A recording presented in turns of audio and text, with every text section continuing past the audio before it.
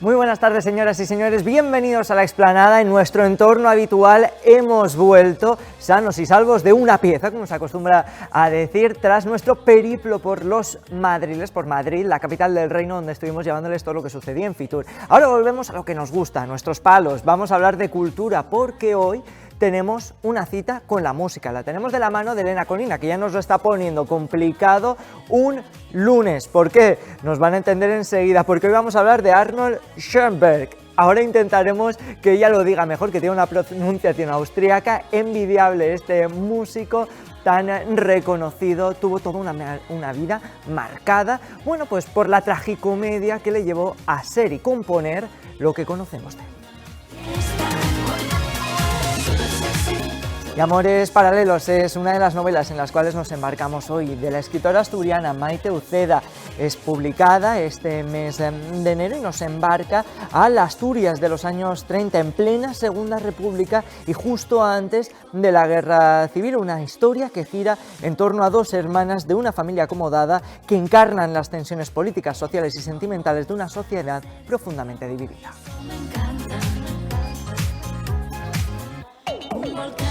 Tarde en la que también haremos un viaje por el tiempo. Lo haremos de la mano de nuestro amigo y casi ya colaborador Emilio Aracil, que bueno, va a publicar públicamente y de manera gratuita La tecnología y yo, un repaso autobiográfico de la mano de la tecnología para entender cómo hemos evolucionado en los últimos años.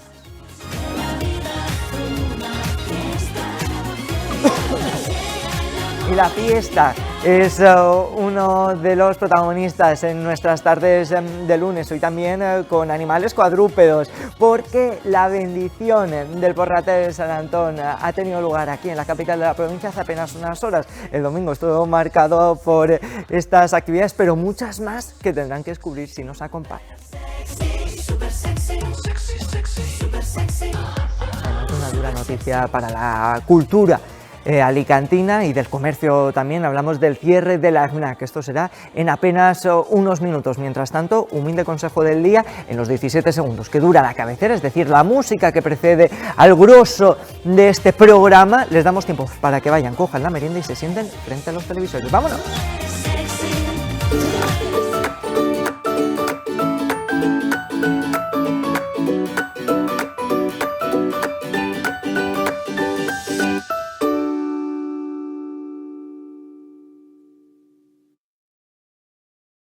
Muy buenas tardes, señoras y señores. Ahora sí que sí empezamos, ahora sí que sí arrancamos. ¿Con quién? Con Elena Colina, la alegría de nuestros lunes. Ella es directora de orquesta y viene con otra historia, anécdotas por doquier en torno al mundo musical. Muy buenas tardes, Elena, bienvenida. Buenas tardes, Carlos. Te hemos vendido muy bien, ya lo has podido escuchar, que estaba aquí agazapada en este sofá. Bueno, te hemos vendido como la mujer que mejor habla el austríaco en toda la faz de la tierra casi. No, eso es mentira, totalmente. Ya sabéis cómo somos los medios de comunicación, a veces, bueno, pues tendemos a la falacia fácil, valga la redundancia, pero bueno, lo hace un poco mejor que nosotros. A ver, yo voy a intentar leerlo. Arnold Schoenberg. ¿Ahora sí? Sí, perfecto. Arnold Schoenberg. ¿Quién es Arnold Schoenberg? Bueno, pues fue un compositor austriaco que nació en Viena en 1874 y murió en Los Ángeles en 1951. Y podemos decir que es el padre del dodecafonismo. Claro, cuando yo decía que hoy nos lo había puesto complicado, no era solo por los nombres austriacos, sino también por los inventos que vienen aparejados a este famoso músico. Dodecafonismo, ¿no? 12 sonidos. Madre mía. Ay, que es lunes, señoras y señores. Aparte de ser el padre del dodecafonismo, este hombre también es bueno, influyente, ¿no?, por otras muchas cosas. Y tú hoy no nos has venido a hablar de este invento, sino de todo lo que viene aparejado, sobre todo en tres de sus composiciones. Exacto, no vamos a hablar de lo que es el dodecafonismo en realidad, pero sí de unas obras que él compuso. En 1901 se casó con Matilde von Zemlinsky, que era la hermana de su profesor, Alexander von Zemlinsky. Se casaron de penalti, enamorados, pero se casaron de penalti, y a los 5 años Penalti quiere decir que se casó preñadita, ¿no? En estado de buen año. Vale, quería yo cerciorarme. Vale. Así también la gente desde casa, pues oye, hablándoles en cristiano, la mujer estaba embarazada. Sí, bueno, se querían mucho y bueno, pues ellos tenían una pasión muy grande hacia la pintura. Y a los 5 años de estar casados decidieron dibujar, pintar, aprender. ¿Quién fue su profesor de pintura? Richard Gerst. Se hicieron muy amigos. Arnold Schoenberg con Gerst, bueno, de hecho eran tan amigos que el estudio que ellos tenían, bueno, pues lo alquilaron juntos y de hecho Arnold Schoenberg invitó a Munden, que es donde veraneaba la familia Schoenberg, ese primer verano. Bueno, con la cosa de que Matilde pues empezó una relación con Gerst, pero no lo supo Schoenberg hasta el segundo año que invitó a Richard Gerst otra vez a Munden. Un triángulo amoroso. Un triángulo amoroso. Con esto Hollywood hace toda una tragicomedia, vamos. Sí, yo estoy esperando la película. Nosotros también, ahora que les ha dado por sacar a músicos que acaban de estrenar la serie de Mozart, pues oye, aquí tienen también tela que cortar. Estamos en este triángulo amoroso entre Richard, entre Arnold y Matilde en medio. ¿Qué hizo Arnold cuando se entera que Matilde le está, bueno, pues poniendo los cuernos, el venao que se dice en Andalucía, bueno, pues con su amigo y con esa persona que habían invitado a su casa de verano? Pues fíjate, lo primero que hizo Matilde fue pedir perdón a Arnold Schoenberg. No está mal.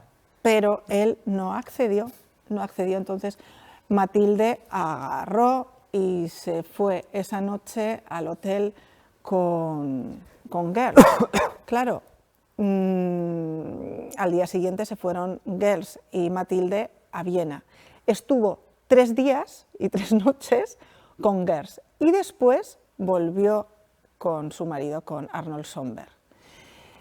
Claro, la hizo prometer y prometió Matilde de que no iba a volver a ver a Gerst, pero siguió viéndole a espaldas de Arnold Schoenberg. Lo que le hacía falta era un polígrafo y un buen séquito, ¿no?, de espías. Sí, y este hombre que estamos viendo ahora en pantalla, que es Anton Weber, fue uno de los alumnos de Schoenberg que dijo, que se fue donde Matilde y le dijo: tienes que dejar a Richard Gerst porque no puedes estar así. Y le hizo caso. ¿Sí lo abandonó, lo dejó? Sí. ¿Para siempre? Para siempre. Pero ¿a costa de qué? De que Gerst lo pasó tan mal que no pudo con esa situación.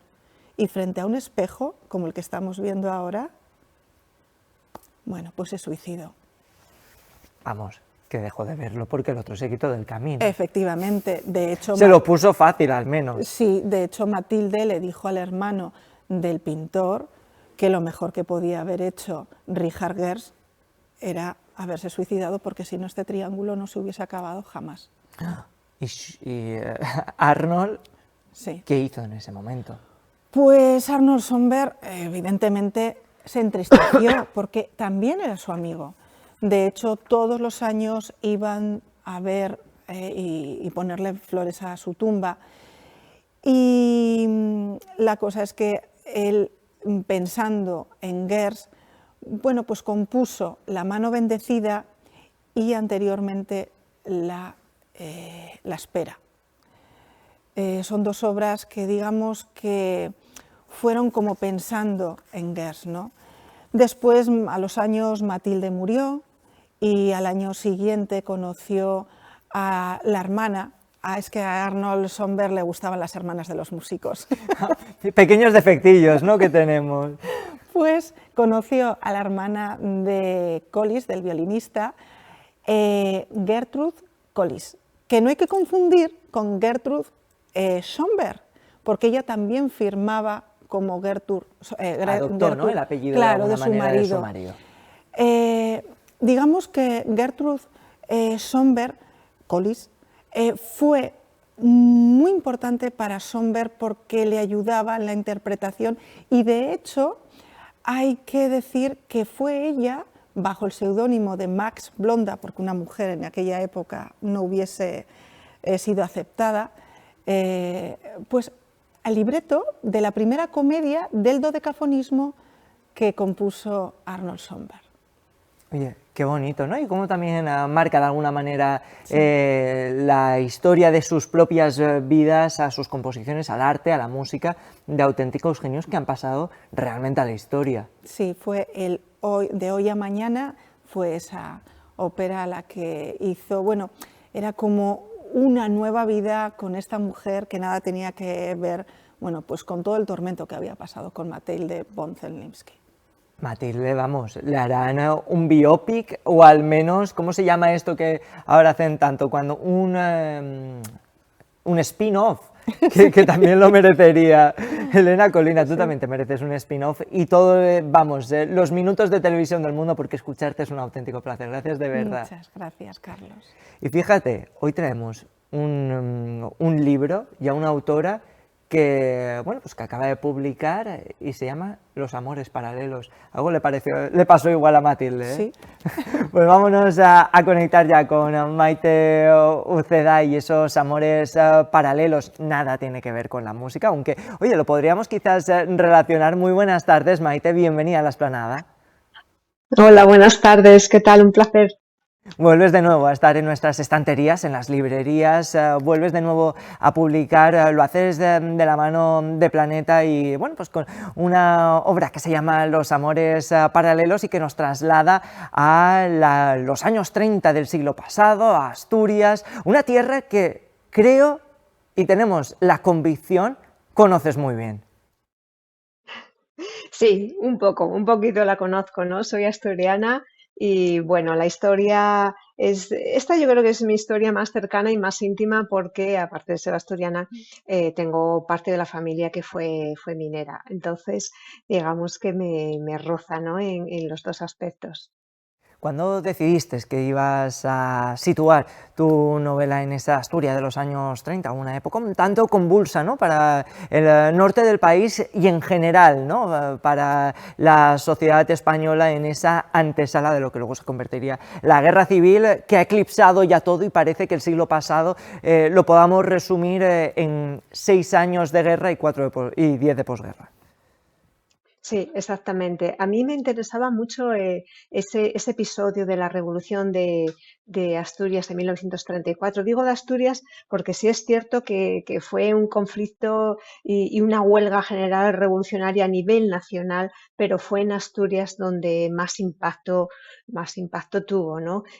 ¿Por qué? Pues porque había en Asturias unos 30.000 mineros y porque los mineros tenían dinamita y porque había en la región fábricas de armas, de cañones, de explosivos y todo se unió, todos esos factores jugaron a favor de que aquí en Asturias se vivieran cerca de 15 días de una verdadera guerra.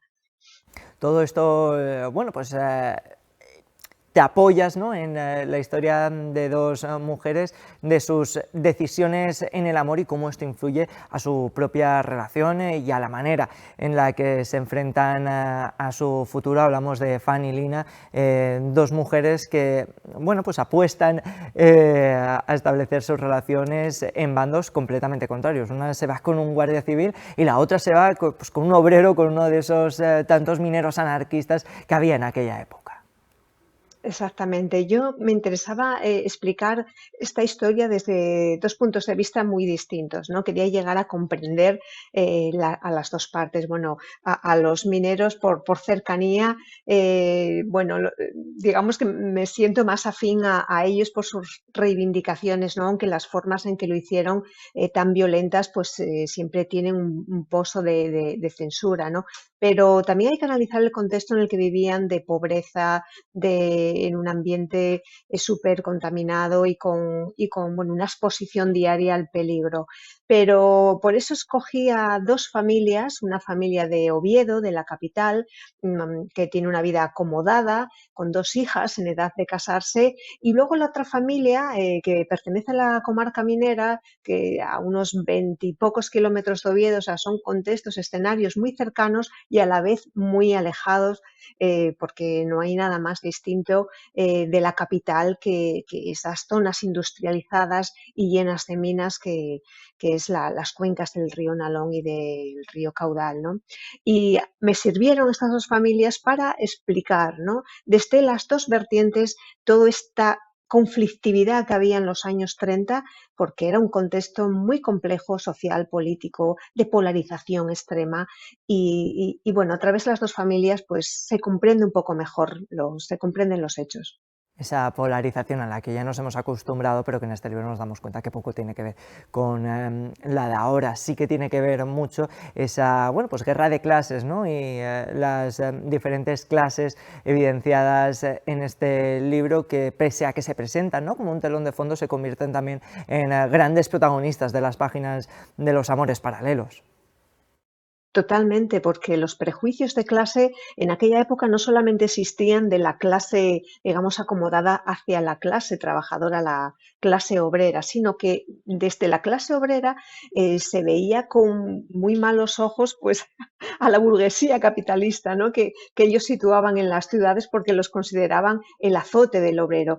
Por tanto, la relación de la hija pequeña de Oviedo con el minero se censura, pero también desde la familia minera se censura la relación de Antón, del minero, con esta muchacha acomodada y adinerada, ¿no?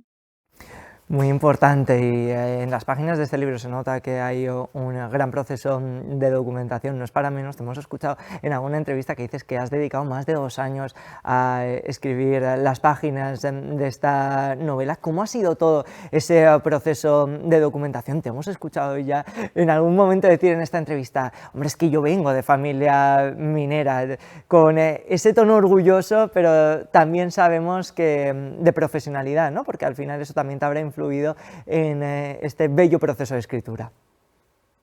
Evidentemente, claro, tener familiares que han trabajado en la mina, pues te marca mucho, ¿no? Como digo yo, los asturianos llevamos el carbón en las venas.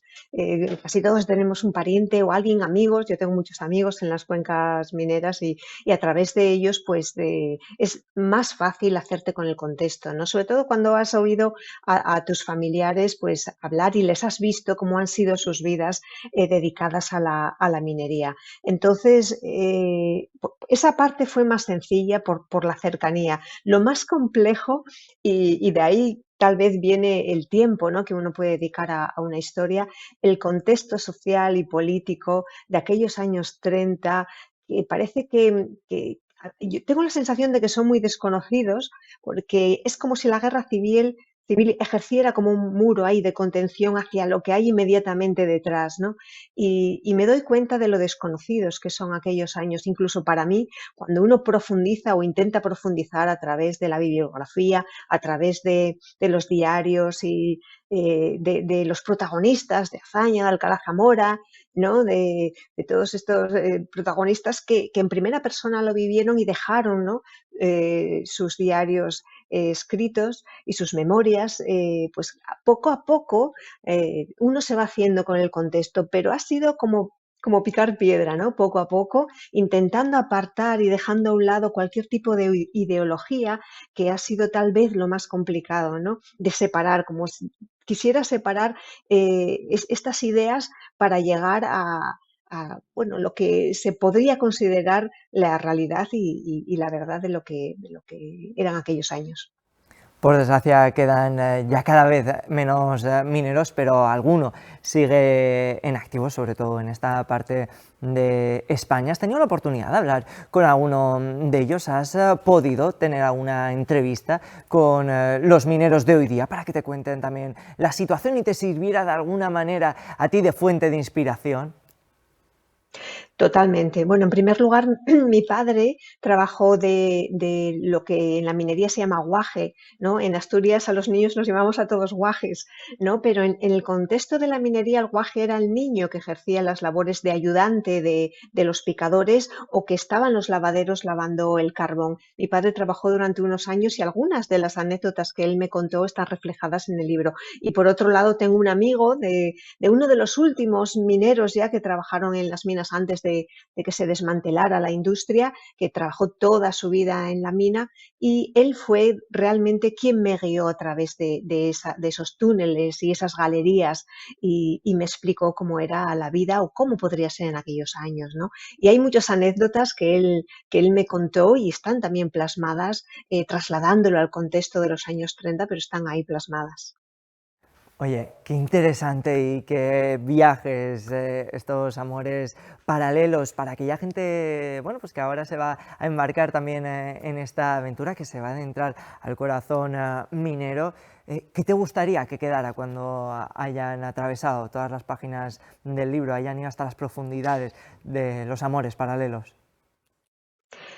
Bueno, pues aunque yo no soy de dejar mensajes en mis novelas, sí que hay una cosa que me gustaría que se quedara el lector, ¿no? Me gustaría que contemplara la visión de la memoria, ya no solo la memoria íntima, individual y subjetiva de cada uno, sino la memoria colectiva, la memoria con mayúsculas. Me gustaría que tuviera la sensación de que la memoria tiene un superpoder y es que podemos utilizarla para sanar, para reencontrarnos, para comprendernos, o por el contrario podemos utilizarla para eternizarnos en esos rencores y en esas heridas.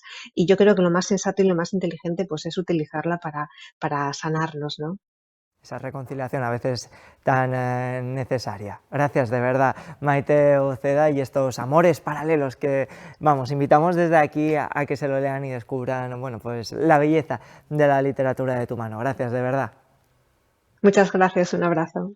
Y nosotros continuamos esta tarde. Bueno, vamos a hablar de reconciliación, en este caso con la tecnología, porque hay varias generaciones que ya nos estarán viendo y diciendo, madre mía, si ha cambiado la tecnología, si hemos evolucionado en estos últimos 40 años, de esas televisiones que ustedes hoy día, si no hubiésemos cambiado, nos verían en blanco y negro, de estos teléfonos que solo servían para llamar y que, bueno, pues ahora se ha convertido en un ordenador portátil. Hoy vamos a hablar con Emilio Aracil, un rostro conocido de esta casa y también de este programa, sobre todo ello, y lo vamos a hacer de la mano de su último libro, se llama La tecnología y yo. Muy buenas tardes, Emilio Aracil. Hola Carlos, encantado de estar otra vez con vosotros aquí y ayudar a divulgar cosas, anécdotas de la ciudad y de la gente. Un libro que vio la luz en la época de la COVID-19, de la pandemia, que ahora se ha actualizado y has decidido subir a la nube, ¿no? De alguna manera, subir para que todo el mundo pueda tenerlo de manera gratuita, abierta, públicamente. Sí, efectivamente, el libro lo hice con el COVID. Me dio la idea esta de escribir el libro cuando hablaba con los compañeros de trabajo, sobre todo con los jóvenes que venían. Es que el portátil me va lento o el móvil no me coge cobertura. Y claro, le decía, es que teníais que haber nacido en la época que no habían teléfonos, ni siquiera en casa. Y lo hice en papel una primera edición en el 2022, cuando me jubilé. Y bueno, la edición se agotó, donamos los ingresos a una ONG porque no había interés nada en esas ventas. Pero ahora, en estos 3 años, la tecnología también ha cambiado un poco más.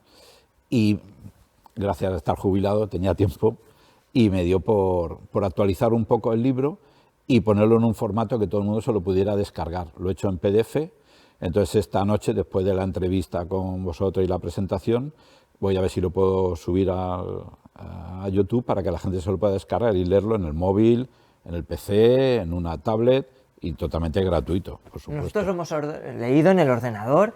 Hemos cambiado el formato papel por la nueva tecnología, en un libro que, bueno, pues sí que se ampara, ¿no?, en la tecnología como hilo conductor, pero que habla mucho más que de tecnología. Partes de narrar la esencia de Alicante, de sus gentes, de cómo han cambiado también los barrios, la forma en la que los niños y niñas jugaban, del churro media mango mangotero, madre mía, de la pedra a lo que se ha convertido. La pedra sin odio. Sin odio, es verdad, lo dices, lo matizas, Sí, sí. que era, bueno, pues una forma de juego, de cómo se compraban las legumbres antaño, cómo ha cambiado ese Alicante del siglo XX. Efectivamente. En principio el libro lo he escrito de una forma autobiográfica, es decir, es contar cómo ha cambiado la vida, la tecnología, desde que nací hasta ahora que estoy jubilado, pero siempre desde el punto de vista del niño que va creciendo y va viendo todos estos cambios.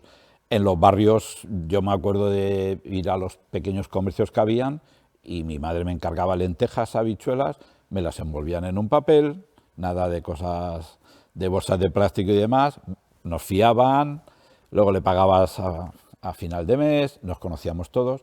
La vida en los barrios es como si hoy fuera un símil con una urbanización, es decir, todo eran plantas bajas, 2 plantas, lo más alto que había eran 4 plantas. Yo nací la calle siguiente al Horno de Rafelete, en Rotolano, ahí en Carolinas Altas, y claro, todo el mundo se conocía.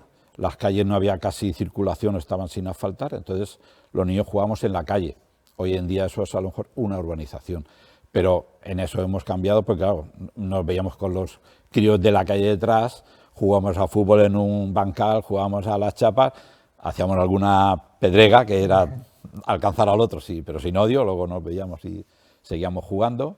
Y esa era un poco la vida que había en esos años. Y el sereno, la figura del sereno, que tú la llegaste a conocer. Yo del sereno lo he llegado a conocer, pero con unos recuerdos muy vagos, porque era muy pequeñito, pero claro, sí que era la figura que más o menos te daba un poco de seguridad en el barrio. Veníamos de una época, de una dictadura, de una posguerra y demás, con lo cual a los agentes de la autoridad, a las policías o incluso a los serenos, se les tenía un respeto, eran otros tiempos, y entonces esa figura que iba apagando en algunos casos farolas, te ayudaba a abrir la puerta, a llegar a casa si alguno venía en un estado un poquito así oscilante. De embriaguez, ¿no? De embriaguez.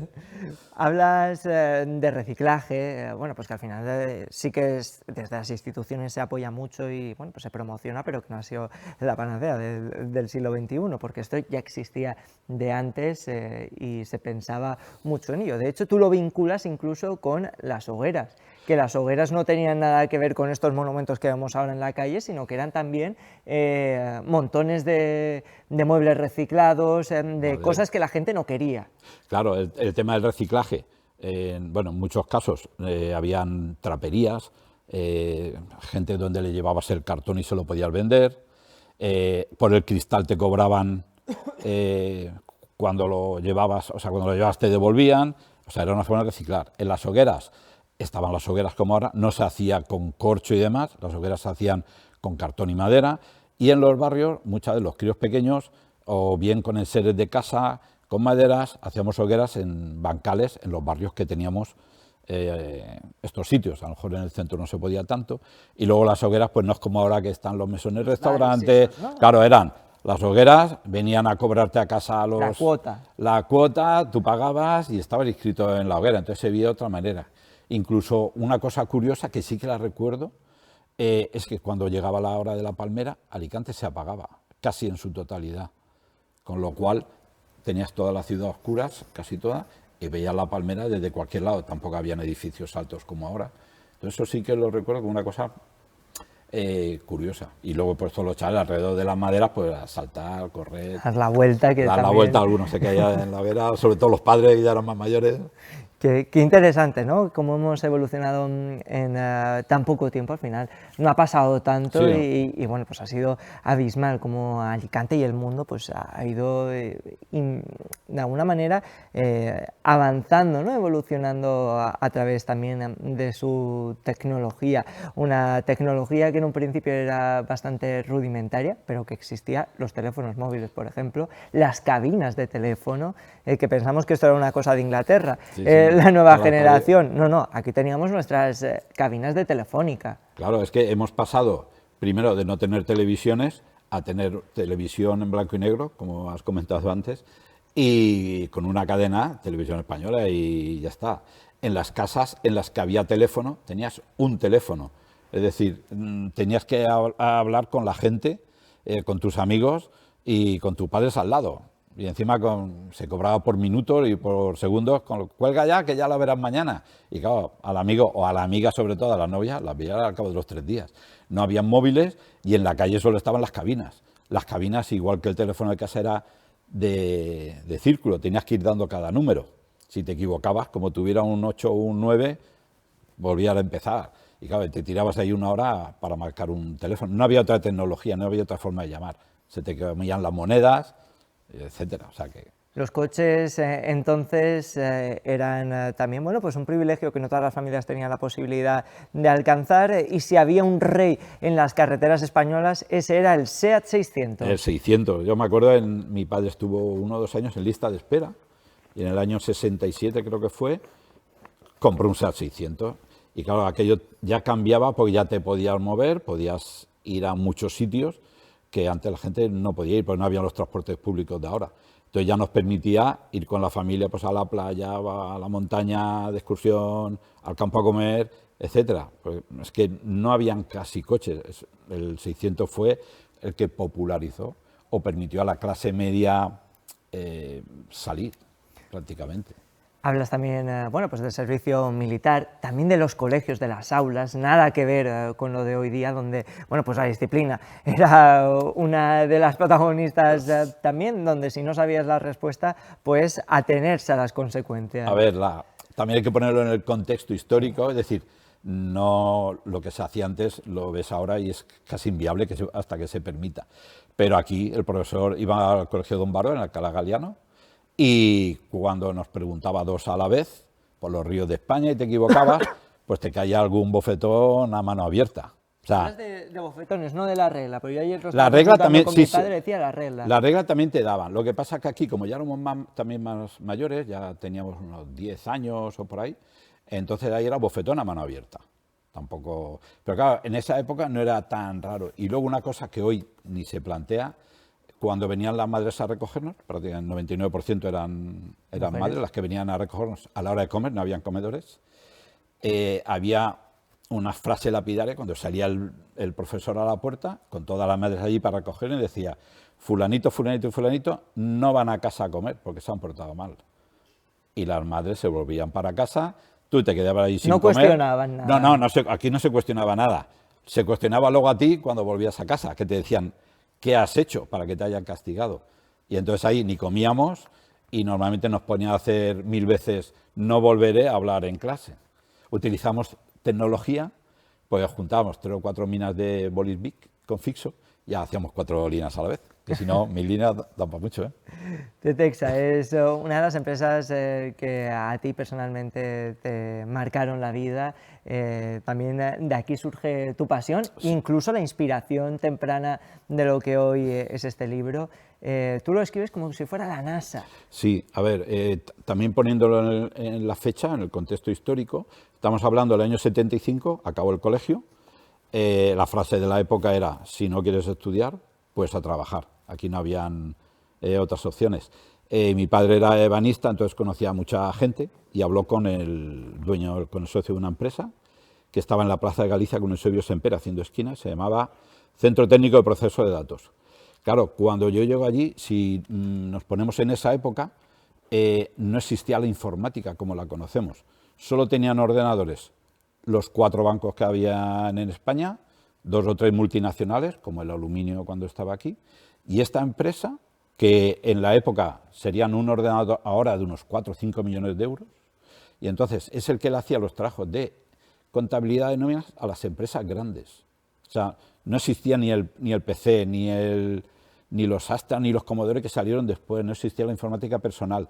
Entonces, las turroneras, las nóminas, la residencia, hacíamos las nóminas y todo, con esa informática, porque nadie tenía, o sea, no existía. Habían, como la empresa esta donde yo entré a trabajar, habían 4 en España, o 5. O sea, era impresionante. Este fue tu primer paso, luego llegaste a la Policía Municipal de Alicante, por aquel entonces nada de local. Bueno, y este cuerpo, ¿no?, de policía también ha visto avances en su haber, y es que tú cuando llegas, por ejemplo, el control de alcoholemia que hoy conocemos era muchísimo más elevada la tasa. Claro, es decir, yo en el 80, o sea, después de la mili, que me pilló el golpe de estado, por cierto, estando ahí de escolta, que lo pasamos. Entonces, decido prepararme una oposición y apruebo. Y entonces, al entrar en la policía, pues claro, lo comparas con los medios de ahora. Es decir, en la época entré en atestados, las alcoholemias cuando yo entré eran 0,8. Madre mía. Claro. Ahora es 0,25. Ahora es 0,25. Entonces, el que daba positivo era un profesional. Desde luego. O sea, pero además del medio, pero del medio acuático. Exacto, ese ya se coronaba. Entonces, claro, luego lo hemos notado mucho, habían unos accidentes, no habían ambulancias, estaba la Cruz Roja y tenía 2 o 3, con lo cual, como hubiera algún accidente y Cruz Roja hubiera mandado la ambulancia a algún sitio, nos llevábamos nosotros a los heridos. O sea, los compañeros llegábamos de sangre hasta aquí al hospital, porque nos lo llevábamos en el coche, que era un ranchera, sin camillas, sin guantes, sin traje SEPI, etcétera, etcétera. Y una cosa que sí que quiero remarcar, y es como un poco de apoyo a los compañeros de la época, en esa época es cuando dicen que hay una enfermedad mortal que se transmite por la sangre, que es el SIDA. Y a nosotros no nos han hecho ni un análisis, ni un test, ni nada, etcétera. Y seguíamos trabajando igual. Dejábamos al herido, las mantas al coche y hasta que hubiera otro. Había muchos muertos por la iluminación de las avenidas, y los coches no tenían medios de seguridad como ahora, no tenían ABS, no tenían chasis deformable, no tenían airbag. Entonces, claro, te pegabas una piña y era una lata, con lo cual los accidentes eran mucho más graves al volver, porque tuve una excedencia, tuve una empresa de audiovisuales, y cuando volví de la excedencia sí que noté que esos accidentes prácticamente no existían ya. Eran todos daños materiales, de un golpecito, pero todo lo que había en esa época prácticamente había desaparecido. Nos hemos quedado sin tiempo para más, pero tendremos que volver a invitarte para hablar de cómo hemos llegado a este punto donde nos encontramos con la inteligencia artificial, esas gafas inteligentes y todo lo que hoy día conocemos y con lo que convivimos. Emilio Aracil, muchísimas gracias por estar una tarde más con nosotros y por mostrarnos este libro que prácticamente en unas horitas ya será público. Sí, lo que quiero es que la gente, una vez que terminemos la entrevista, que lo vean en el canal de YouTube Emilio Aracil, lo buscan y estará, voy a ver si puedo poner la entrevista, por supuesto, también, y el enlace al vídeo para que se lo puedan descargar. Y ahí pueden ver pues todo lo que ha avanzado, y si no, otro día venimos y te cuento lo Nosotros encantados de tenerte, vale. Muchísimas gracias. A vosotros. Y hablando de cómo cambian las ciudades, hablando de cómo Alicante evoluciona, vamos a hablar de una tienda que ha cerrado, la FNAC, que bueno, pues que ha echado su cierre tras varias décadas en el corazón de Alicante. Adiós a la cultura y hola al culto al cuerpo. La emblemática tienda FNAC, proveedora de educación y sabiduría para muchos usuarios, cierra sus puertas en Alicante definitivamente después de 25 años. Y donde había libros, música o videojuegos, ahora habrá mancuernas, bancos y pesas. Así ha reaccionado la gente a la noticia. Bueno, pues me parece mal, porque la cultura aquí en Alicante hace mucha falta. No solo turismo y clínicas estéticas que yo en mi calle veo una tras otra cada 15 días. Yo leo bastante y me fastidia mucho porque me proveo de aquí bastante, o sea que, en fin. Y reubicarlo en centros comerciales, que hay unos cuantos aquí en Alicante, pues supongo que no sería lo mismo por la ubicación. Pues me ha parecido una pena porque llevamos toda la vida viniendo a este punto y es un referente para libros, todo tipo de papelería, de electrónica, veníamos con los niños, pasábamos un rato y para mí es un recuerdo pues desde mi infancia, me da mucha pena. Pero no solo es un problema para los consumidores. Los trabajadores, de quererlo, serán reubicados en otros centros de la zona del Levante, como Murcia, Valencia o Castellón. Desde el sindicato de trabajadores explican que las condiciones propuestas por la empresa son insuficientes. Y ofrecen por ahora unas condiciones pues, que no nos convencen para nada. Son unas condiciones muy básicas y de muy poca cuantía para estas personas que quieran reubicarse. Por ahora muy poquita gente interesada, porque sabemos el coste de la vida cómo está. Sí que solicitamos pues, un montón de cosas, solicitamos unas ayudas al alquiler, unos rentings para la gente que necesita desplazarse y no gastar su coche, tal, y ellos solo han ofrecido dos tipos de cifras, unos para los que van y vienen y otros para los que se quedan, y para nada son compatibles con la vida actual, para nada. Con el cierre de la tienda y con un porcentaje ínfimo de trabajadores que aceptan la reubicación, el sindicato sigue en negociaciones con la compañía para reclamar unas condiciones más dignas.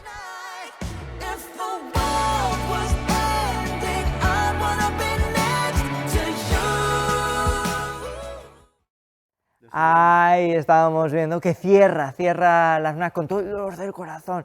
Los alicantinos que todos tenemos, o la mayoría de nosotros, un recuerdo en esta emblemática gran superficie de la capital de la provincia y que ahora, lamentablemente, se marchará y llegará el momento de ir a este espacio a ejercitar los músculos y no precisamente el cerebro. Continuamos, seguimos y lo hacemos con Ubaldo Aracil, Racó de Festa. Pues yo estuve en la FNAC. Yo presenté vale. hace muchos años en la exposición mía, en la exposición de fotografía taurina en la FNAC. No me digas. En el 2002. Lástima que no fuera 23 años después para que pasaras por la explanada a contárnoslo. Tendrás que volver a hacerlo. Fui protagonista en la Plaza de la Cultura. Oye, qué interesante. Ubaldo, que hoy no venimos a hablar de exposiciones fotográficas, que podríamos y nos daría, vamos, carrete que tenemos para parar, lo que haga falta. Pero hoy venimos a hablar, como cada lunes, de fiestas, de celebraciones, marcadas por qué. Ustedes estarán preguntando, ¿qué ha pasado este fin de semana? San Antón, el Porrate, aquí en la capital de la provincia, paellas, Ubaldo, que dejan siempre buen sabor de boca, que la calle Valencia... Pues la verdad es que la calle Valencia se inundó de arroces, de vecinos de la zona, grupos de amigos, fiestas tradicionales, diferentes colectivos, realizando sus arroces ahí en la calle Valencia, en ese tradicional Porrate, donde la verdad es que este fin de semana y el fin de semana anterior, ya lo dijimos, que me sorprendió la cantidad de gente que asistió a las fiestas del Porrate, tradicional Porrate de San Antón. Además está en una zona estratégica del centro de Alicante, ahora pues en un marco incomparable, que es la Plaza de Toros, la Plaza Quijano, ¿no? Que también está... Bueno, Panteón de Quijano, el triángulo está en ese, ¿no? Plaza Santa Teresa, claro. Panteón de Quijano, Plaza de Toros, cigarreras... Con lo cual muchísimos turistas pasan por ahí y podían comer, que esto no era un evento cerrado, sino que cada vecino y visitante que se paseara por esta calle podía llevarse un platito, un poquito de arroz a la boca. Sí, hombre, podría degustar esos arroces y paellas, que hay gente que hizo paella, entonces hicieron arroces. Ah, muy bien. Ahí, la nomenclatura que importa. Hombre, por supuesto. ¿Tú sabes quién estuvo? Estuvieron muchos y muchos amigos y muchos conocidos. Bueno, aparte del público en general, también estuvimos nosotros. Que no es que seamos más importantes. Si estamos aquí ellos, es porque estuvimos. Si ven las imágenes es porque estuvimos, lógicamente. Y hablamos con ellos, así que vamos a escucharlo, Ubaldo. Durante las fiestas del Porrate de San Antón, Alicante celebró uno de los actos más esperados, el tradicional concurso de paellas, que reunió a decenas de vecinos y visitantes en un ambiente festivo y familiar. Desde primera hora de la mañana, el aroma a leña y arroz inundó el recinto, marcando el inicio de una jornada dedicada a la gastronomía popular. La verdad que estamos muy contentos, ha sido un año de muchísima gente, mucha afluencia, el barrio bastante involucrado con la fiesta y muy contentos, la verdad, porque no hemos tenido ninguna incidencia, que al final eso también es muy importante y que, bueno, tanto la comisión como yo, como los vecinos del barrio hemos disfrutado, que al final eso es lo que nos vamos a llevar. Participación multitudinaria para competir por elaborar la mejor paella siguiendo la receta tradicional. Un jurado valoró aspectos como el sabor, el punto del arroz y la presentación, mientras el público disfrutaba de música, actividades y convivencia alrededor de los fogones.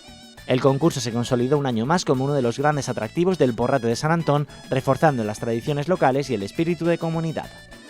Pasando una mañana estupenda aquí en el corazón de San Antón, frente a cigarreras, para celebrar pues, este día de convivencia con el concurso de paellas y disfrutando de una de las fiestas, en este caso la del Porrate San Antón, que es la más antigua, tiene cinco centurias, más de 500 años de fiestas del Porrate de San Antón, y celebrándolo pues con los vecinos de este emblemático barrio de Alicante.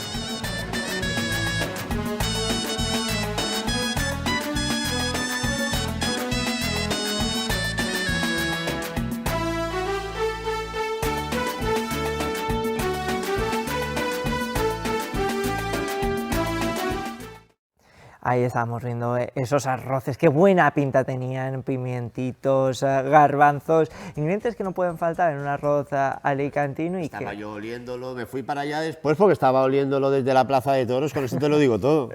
Qué bueno, qué bueno. Además, el domingo, para cerrar, bueno, pues estas 2 semanas de intensa fiesta que han vivido en este barrio de Alicante, la bendición de los animales, que es un acto que a nosotros nos encanta. Pues la tradicional bendición, ahí en la Plaza de Toros, ese marco que tenemos en el centro de la ciudad de Alicante. No se nos olvide, es el centro de la ciudad de Alicante, la zona de la Plaza de Toros, no otras zonas que están más abajo que son más comerciales. Ahí tenemos de toda clase de animales, perros, gatos, iguanas, una cabra incluso, que parecía de la Legión, iba ahí también como vestida de militar. Y ahí tenemos el párroco de Nuestra Señora de Misericordia, con ese concurso también de caballos y enganches. Y la verdad, desde las 10:30 hasta más de las 2 de la tarde, pasando animalitos que han sido bendecidos, para que, como dicen, este año llega un año repleto de suerte. Pues cada vez son más los animales y personas. Bueno, de 2 y de 4 patas. Claro, de 2 y de 4 patas que se dejan caer por esta Plaza de Toros, como ven, todo un espectáculo. A nosotros es que esto nos encanta. Parecernos a Pelo Pico Pata, bien. Llevar animalitos a la tele, bien. Y como no queríamos, vamos, robarles un minuto de fama... No se vayan todavía, claro. Aún hay más. Ahí lo tienes. Un año más, la Plaza de Toros de Alicante ha sido el punto de encuentro para uno de los momentos más emotivos del Porrate de San Antón, la tradicional bendición de los animales. Este acto, ya consolidado en el calendario festivo, volvió a reunir a vecinos y visitantes en una jornada marcada por la cercanía y el simbolismo. Reconocidas por todos los alicantinos como una fiesta de gran orgullo para la ciudad de Alicante. Aparte de la antigüedad, el Porrate tiene 516 años, que se dice muy rápido, y la verdad que mucha participación, muchísima gente, y muy contento y muy orgulloso de que vaya todo transcurriendo de la manera en la que está transcurriendo.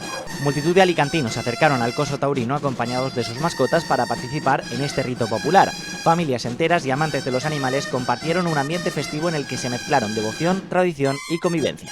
Las mascotas forman parte de nuestra familia y son un miembro más.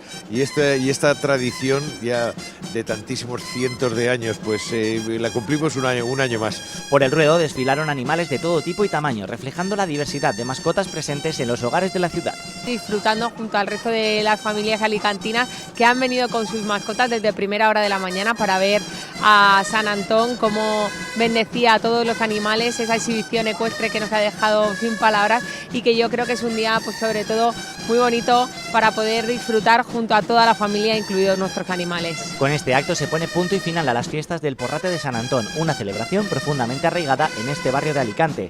La festividad vuelve a demostrar su capacidad para unir tradición religiosa, costumbres populares y una amplia participación vecinal.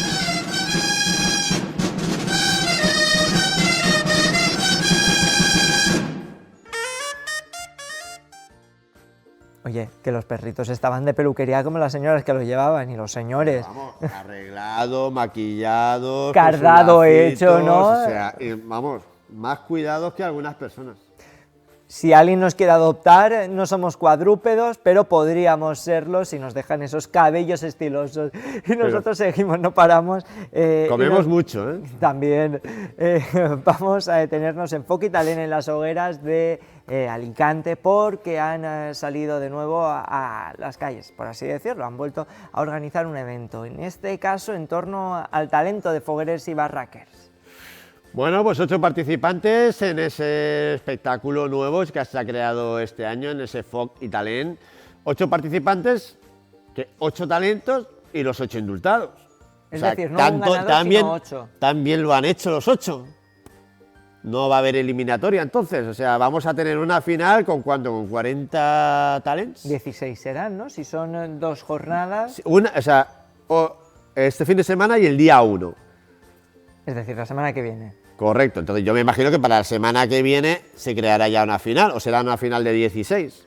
Oye, pero muy interesante esto que han propuesto desde la Federación. Nosotros los entrevistamos en el programa que tienen los miércoles por la noche. No, a mí me parece la idea, me parece genial, crear nuevos talentos, crear nuevos valores. En Alicante está lleno de artistas, pero esos artistas también tienen un valor, o sea, a lo mejor ese que lo ha hecho de una forma o lo ha hecho de otra, a lo mejor es más talentoso uno que otro. O sea, ¿tú quieres que haya una semifinal al uso? Que yo quiero una semifinal al uso. Muy bien. Pues que igual que con nota. los certámenes artísticos, se presentan 16 y los 16 pasan a la semifinal o a la final. No hay nadie se elimina. que por cierto, la Federación de Fogueres, que bueno, sigue programando, pero las hogueras que están atravesando, ¿no?, esta época de candidateo, es decir, las candidatas a belleza del Foc d'Alacant. Qué feo queda eso, candidateo. Hombre, ya, pero es lo que es, ¿no? Ese momento para elegir a las nuevas máximas representantes. El jurado ya conoce a las niñas porque este fin de semana han tenido la gincana. Pues han tenido una gincana infantil entre todas esas candidatas infantiles, papás, mamás, jurado, que además se lo han pasado increíblemente bien. Y bueno, ha habido de todo tipo de esos juegos populares que en el colegio, en el patio, celebrábamos, y esos juegos también que algunos jurados se han inventado para ver esas destrezas y para conocer un poquito más a esas chicas. Pues en un fin de semana en la que también hemos tenido pasión cofrade, bueno, pues a raudales, porque se ha celebrado el primer Congreso de Semana Santa de la provincia de Alicante en IFEM, me iba a decir, en Fitur, no, se nos en pega, IFA, que eso que hemos IFA. estado en Fitur se nos ha pegado. Es que estoy empapado de Fitur, no, de IFA, de nuestra institución ferial alicantina, vamos a ser chauvinistas y patriotas. Pues esa Alicante Pasión Cofrade en el que hemos podido disfrutar de una cantidad de música durante este fin de semana, con esas agrupaciones musicales, con esas bandas de cornetas y tambores, con esos stands en el que se ha podido conocer algunas cosas de diferentes puntos de la provincia de Alicante, incluso de la Comunidad Valenciana, algunos stands propios de la ciudad de Alicante, como es el de la Junta Mayor de Hermandades y Cofradías, que por cierto ha cambiado el pregón del día 21 de febrero al 28 de febrero, apuntarlo. ¿Quién es el pregonero? No se sabe. Lo sabremos el día 11, que se presenta el cartel, y sabremos quién es el pregonero o pregonera, que también puede ser. Vale. Además de la Hermandad de Santa Cruz, que también ha tenido stand propio, ya que este año tenemos ese Congreso Nacional de Hermandades de Santa Cruz en Alicante. Muy bien. Vamos a ver esta pasión cofrade que tuvo lugar en IFA este fin de semana.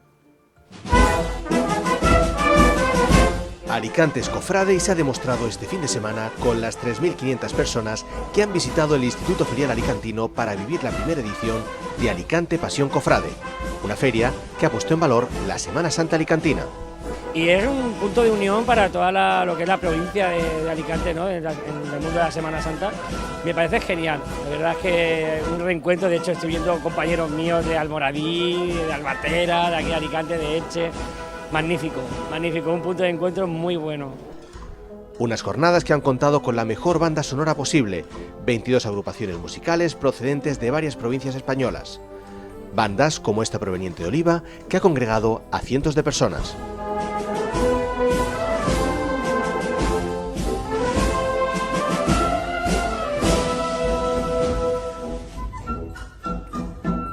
Muchísima gente, además la he visto satisfactoriamente para mí, contenta, y eso se nota sobre todo en la afluencia y en las ganas de consumir, de vivir. Felicidad a raudales.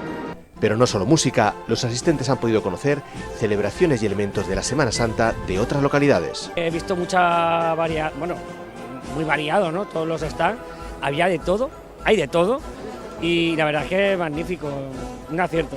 Satisfacción por parte de los organizadores en la primera feria Alicante Pasión Cofrade, celebrada en IFA y que supone un aperitivo de lo que se vivirá por todas las calles de la provincia en tan solo 2 meses con la Semana Santa.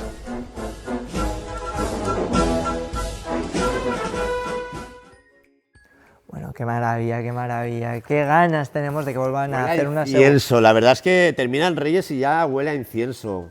Vemos el corrate de San Antón ya con incienso incluso en la procesión, o sea que... No, y que está muy bien que se hagan este tipo de iniciativas, que se siga potenciando la tradición y que se haga segunda edición. Por supuesto, ya que según la organización ha superado sus previsiones de público, o sea que un aplauso. Tanto si antes hemos aplaudido por la Federación de Hogueras por esto, ahora por la Semana Santa, que se vaya con esta institución alicantina, que apueste por la Semana Santa de Alicante. Este fin de semana que tenemos varias cosas, una de ellas es el Mitjain de... Bueno, son los actos previos, del Mitjain de Altozano. Realmente el Mitjain es del 6 al 8 de febrero, pero este sábado en la avenida Conde Lumiares tendremos un concierto en el que la Sociedad Cultural de la Armonía realizará ese acto previo al Michan, que el día 7 será su día grande, con esa entrada en la avenida de Conde de Lumiares. Allí el día 30 concierto, día 31 concierto y el 7 el desfile. Y del 6 al 8 un montón de actos con motivo de ese Michan de Altozano. Trilogía festera que servirá para aperitivo, ¿no?, de las fiestas que se viven cada agosto en este barrio alicantino. Y mientras tanto, también vamos conociendo algunos cargos relevantes de la Federación de Moros y Cristianos de Alicante. Hablamos de la banderada. Bueno, la banderada que ya anunciamos quién iba a ser y por fin este domingo, día 1, se le pondrá la bandera, se proclamará Melisa Fernández como abanderada, máximo cargo de la Federación Alicantina, de la Federación de Moros y Cristianos de Alicante, como máximo cargo de las fiestas que están dentro de la Federación de Moros y Cristianos. Al fin de semana siguiente conoceremos a los moros de cristianos del Palamó, Villafranqueza del Palamó, y bueno, que nos cargamos de fiesta. Por cierto, también a César lo que es del César, acaban de anunciar que la Federación de Hogueras dará un premio a la hoguera más solidaria.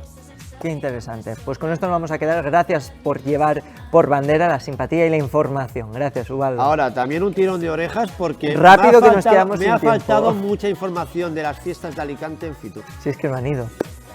Por eso.